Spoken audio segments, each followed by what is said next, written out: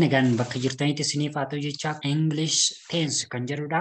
Baga nagaan dhuftan YouTube kanaaf haaraa taateenaan subscribe, like, share gochuun dagatina. Ani Beresaadhaa barumsi kun jalqabeera. Egaan yeroo darbee waa'ee present tense barachaa turreera. Maal fa'aa baranneerra yoo jettani affirmative akkamiin akka ijaaruu dandeenyu, negative kan ta'e akkamittiin akka ijaaruu dandeenyu isin barsiiseen ture jechuudha. Yoo kan walii isaan beekne taata'inaan kam akka baranne YouTube kana jalatti dhuma isaa irratti arguu dandeessu yookiin sana tuxxanii galtanii barachuun dagatinaa isiniin jira. Viidiyoo argaa jirtan kana kallattiin barumsaa ani gadhiiseerudha yeroo darbe keessatti jechuudha. Kutaa lammaffaa. Kutaan jalqabaa Introduction to English Tense kan jedhudha. Sana ilaaluu dandeessu. Erga sana ilaaltanii immoo present simple tense kan jedhuu fi tense jechuun maal jechuudha kan jedhu hiikkaa isaa guutuu isin barsiiseen ture jechuudha. Har'a immoo kan inni isin barsiisu maalidha? Interrogative present simple tense kan jedhudha. Interrogative present simple tense kun immoo maalidha yoo jettani mallattoo gaaffii fayyadamuun present simple tense keessatti haala kamiin gaafachuu dandeenya? Gaaffii dhiyeessuudhaaf akkamittiin akka ta'e kan inni isin barsiisudha jechuudha. Egaan gaafa eegalloo iddoo kanarraatti kan nuti arginu maalidha? Present simple tense jalatti interrogative present simple tense kan jedhudha. Iddoo kanarratti gaafa ilaallu maal arganna? Iddoo kanarratti auxiliary verb kan jedhudha kan nuti arginu asirratti. Auxiliary verb kan jedhaman kun kanaan dura isinitti beera. Xumura gargaartuu jedhamuudhaan auxiliary verbiin kun helper verbs jedhamanidha kan isaa waaman bifa biraatiin jechuudha. Auxiliary verbii kana ida'uu subjectii gaafa jennu immoo matima isa jennudha. Akka Afaan Oromoo keessatti achiin booda kana walitti ida'uu maal goona main verbii keenya sana fayyadamnaa jechuudha. Verbii caqasuuf adeemaa jirru sana. Gaafa kana ilaallu interrogative present tense kun baay'inaan kan nuti fayyadamtu do kan jedhu kana fayyadamna. Ida'uu subject matima kan jennudha. Subjectiin Afaan Oromoo keessatti achiin booda verb kan jennudha. Verbiin kun immoo maalidha? Xumura jechuun kan waamnudha Afaan Oromoo keessatti. Fakkeenyaaf jala kana kan jiran ilaaluu dandeessu. Foormulaa kana fayyadamtanii do blank verb kana fayyadamuu dandeessu. Do plus subject plus verb kan jedhu kana fayyadamtanii maal uumuu dandeessu? Interrogative present simple tense kan jennu uumuu dandeessu jechuudha. Fakkeenyaaf asitti kana fudhachuu dandeessu. Iddoo kana maaltu jira? Duutu jira. Isaan kunoo iddoo kana immoo ayitu jira. As gaafa geessanii yoo you kan jedhudha. Iddoon kun immoo we kan jedhudha. Iddoon kun immoo they kan jedhudha. Iddoo gama kanatti gaafa jennu main verbiin keenya maalidha? Work kan jennudha. San booda objectii keenya ta'uu danda'an kun asirratti dabalataatiin kan galeerudha jechuudha. San booda isaan kana guutuu isaanii fuunee yoo wal qabsiisna ta'e eenyutti deema yoo ta'ani kana gaafa godhu maal jennaan? Do I work hard jennaan. Do I work hard gaafa jennu ani cimee nan hojjedhaa jennee mallattoo gaaffii kan geenyudha jechuudha. As gaafa geessan immoo do you work hard kan jedhudha kan nuti argannu.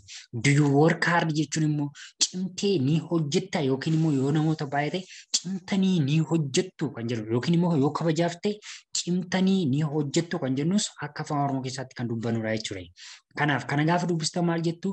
Do kan jedhu sana fayyadamtu you jechuun ati jechuudha yookiin immoo si isa jennudha akka Afaan Oromoo keessatti.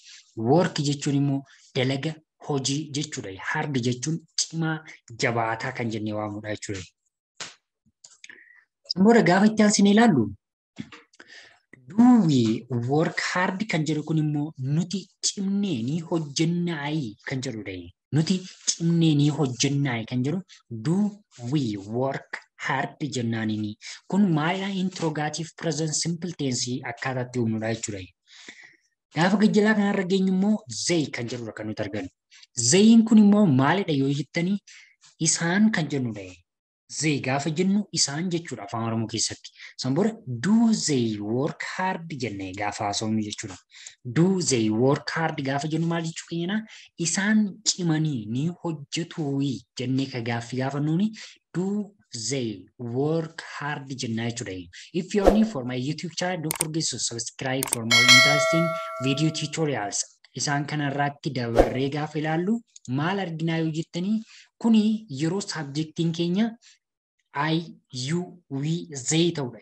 Yoommoo third person singularii fayyadamne ta'e akkamiinidha kan nuti wanna kana caqasuu dandeenyu isa jedhummoo isinittan agarsiisaa jechuudha. Iddoo kana gaafa geessanii auxiliary verbiin keenya guutummaa guutuutti jijjiirameera. Duraan auxiliary verbiin keenya fayyadamne maalidha? Do kan jedhudha. Yeroo sana maal ture? Subjectiin keenya I, you, we, they kan jedhu yeroo fayyadamne. Amma garuu garamitti jijjiirameera? Does kan jedhu ture. Iddoo kanaatti do kan jedhu kun ES dabalatee does kan jedhu third person singularitti jijjiiramee jira. Yeroo kana subjectiin as keessatti nuti fayyadamnu maadha jechuudha? Guutummaan isaanii isaan gadi kana ta'uu jechuudha. Asirratti he gaafa jennu isa jechuu keenyadha. She gaafa jennu immoo ishee jechuu keenyadha. It gaafa jennu immoo yeroo baay'ee wantootaaf kan itti fayyadamnudha. Haa ta'u malee garuu it kan jedhu kana akka isa kan jedhutti yookiin immoo yoo wanta tokko saala isaa ibsuu barbaanne immoo ishee kan jennutti akka lamaanitti ta'e afaan Oromootti gaafa hiiknu it kan jedhu kana kallattiin hiikna yoo inni wanti sun saalli wanta sanaa yoo gara dhalaatti siqatee akka isheetti kan fayyadamnu ta'a. Yoo immoo gara dhiiraatti kan wanna siqate immoo akka isaatti fayyadamna jechuudha. It is yeroo kana jechuudha. Sanboora asirratti gaafa ilaaluu dhumarratti maal goonaa verbii keenya itti daballaa objectiin yoo jiraates dhumarratti maal goonaa itti daballaafi jechuudha. Sababa saniif asirratti fakkeenya kana gaafa furnu maal jedha? Does jedha iddoon kun. Does he work hard jedha gaafa si garee ilaalu. Does he work hard jenna gaafa iddoo kanatti ilaallu jechuudha. Yoommoo ana kan jedhu gashina ta'e maal jennaa inni ESC kana dhiisneetu ESC kana hambisneetu maal jennaa do kan jedhu fayyadama. Do I work hard kan jedhutti jijjiiramaa jechuudha. Amma garuu third person singularii fayyadamaa irra subjectiin sababa ta'eef does kan jedhu kana fayyadamuun nuuf dirqama ta'a jechuudha asirratti. Inni kan biraan jala kana gaafa geessanittani she kan jedhudha. Iddoo kanatti kan argannu sanboodas workiitu jira jennee asimmoo object keenya hardiitu jira jenne. Iddoo kana jalatti itiidha. Irra keessi kun immoo he kan jedhudha inni. Saboora gaafa guutummaa isa wal qabsiisnu akka maatii kun kanatti hiitanii dubbisuu dandeessu. Gaafa dubbisan maal jettuuni does he work hard kan jedhu ta'a jechuudha. Iddoon kun immoo maal jedha? Does she work hard jedha. Iddoon kun immoo does it work hard jedha. Saboora hiikkaan isaa does he work hard jechuun inni cimee ni hojjeta isa jennudha. Does she work hard gaafa jennu immoo isheen cimtee ni hojjetti kan jennee gaafannu ta'a. Does it work hard gaafa jennu immoo inni yookiin immoo isheen kan jedhu sanas akkuma isinitti himeera amma isaaf ishee jennee adda lamatti qooduu dandeenya san jedhe akka saniitiin hiikamaa jechuudha. Kanaaf akkaata asirratti yoo gaaffii qabaattan komentii irratti barreessuu hin dagatinaa. Yeroo komitti yuunan isinii deebisa gaaffii keessan sababa ta'eef. Egaan kan kanatti aansee dhufu immoo yerootti present simple tense ni verb to be kan jennu is, are, am kan jedhan kana wajjin galee jira taanaanu maal jenneetu fayyadamnaa isa jedhuun isin barsiisaa jechuudha. Verb to be kanneen jennu kuni warreen akka is, am, are kan jennu kanadha. Yeroo kana immoo maal jennaa subjectii keenya ida'uu am yookiin immoo are yookiin immoo is kan jedhu kana fayyadamne. Yeroo kana main verb be keenya kana sadan keessaa fayyadamneetu konniitti walitti godha walitti hiinaa jechuudha. Fakkeenyaaf asii kana fudhachuu dandeessu. Jalqaba irratti maal kan jedhudha? I subjectii jala gaafa ilaalu. San booda main verbiin keenya kun immoo am kan jedhu kanaan. Achiin booda teacher kan jedhutu jira jechuudha. A teacher kan jedhu kana. Asirratti gaafa deemnee jennu gaafa wal qabsiisne jennuun akkamitti wal qabata yoo jettani kun kanatti yoo inni kan ammoo kanatti yoo inni san booda kallattii maatiin xiyyaa fuunee wal qabsiisuu dandeenya. I am jenna kana. I am erga jennee as geenyeeti a teacher. I am a teacher jenna jechuudha. Kana jechuun Oromiffaatiin ani barsiisaadha kan jennudha. Ani barsiisaadha jennee qabaamnu I am a teacher jennaaniini. Gaafa iddoo kana geenyu immoo jalaasaa jalatti maal argannaa? You kan jedhu argannaa. We kan jedhu argannaa. They kan jedhu argannaa. Iddoo kana verb be keenya jalatti immoo maal argannaa? Are kan jedhudha. San booda kallattii maanis inni kuni kanatu jira jechuudha. Student kan jedhuu fi A kan jedhu kanatu jira jechuudha. Gaafa kana walitti hiinee jennu maal jennaa inni? Yoo barbaanne you are student jechuu dandeessa. Yookiin immoo we are student jechuu dandeenya. Yookiin immoo they are student jechuu dandeenya. Aarii kana maaliif fayyadamne jechuu dandeessu? Tokko they kan jedhu kun baay'ina yookiin immoo pluralizimii agarsiisa. We kan jedhu kunis you kan jedhu kunis heddumina sana agarsiisuuf yookiin immoo kabaja sana agarsiisuu irratti darbeetu maal jenneen are kan jedhu kana fayyadamna. Jala kana gaafa geenyu immoo third person singulaarii sababa ta'anii maal fayyadamneerra is kan jedhu fayyadamnee jirra jechuudha asirratti. Achirraati gaafa kaanu isaan kun is kan jedhu kanatti konneekti ta'u. He is a student jechuu dandeessu. She is a student jechuu dandeessu jechuudha. Isinni kun he is a student jechuun inni barataadha kan jennudha. She is a student gaafa jennu immoo isheen barattuudha jechuu keenya ta'a jechuudha. Hayyeen egaa kanatti aansuudhaan immoo kanan amma isin barsiisuudhaaf adeemuuf kallattii maatiin isaan kana keessatti negeeshinii yookiin immoo negatiiviidha yoo ta'e maal jenneetu fayyadamna akkamittiin ibsuu dandeenya kan jedhudha. Inni ammaa suni affirmaatiivii isaa irratti gaafa ta'u yookiin immoo positive expression isaa gaafa ta'u inni ammaa kun immoo maalidha yoo negatiiviidha ta'e akkamiin ibsuu dandeenya seerudha.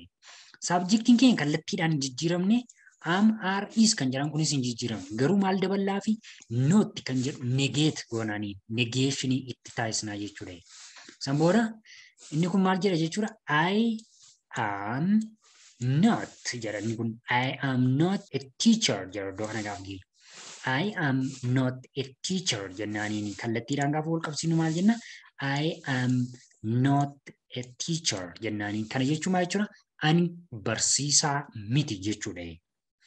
Yommuu fakkeenya lammaffaarra jiran kana hunduma isaanii akkuma nama isinitti hime hiikkaan isaanii you jechuun ati yookiin immoo si kan jennu yookiin kabajaaf isin kan jennu yookiin immoo namoota baay'ee kan ibsinu we kan jedhu kun immoo nuyi kan jennu they kan jedhu immoo isaan kan jennudha.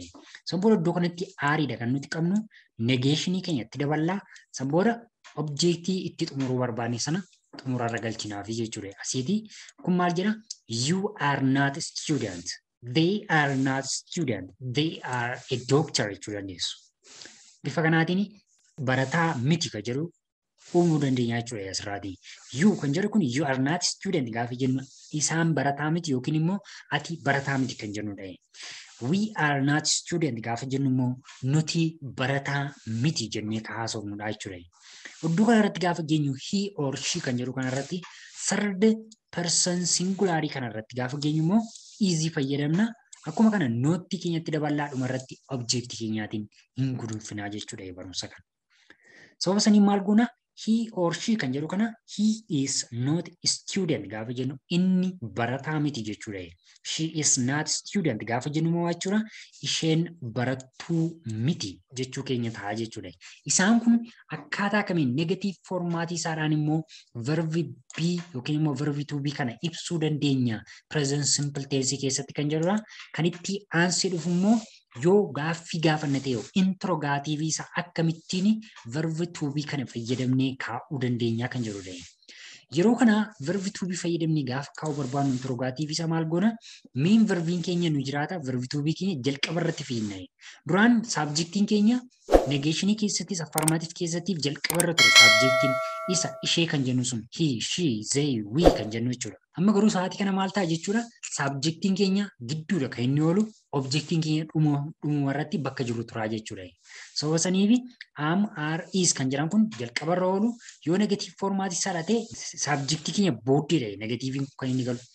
Asirratti subjectii keenya as gara kanattidha kan inni galu.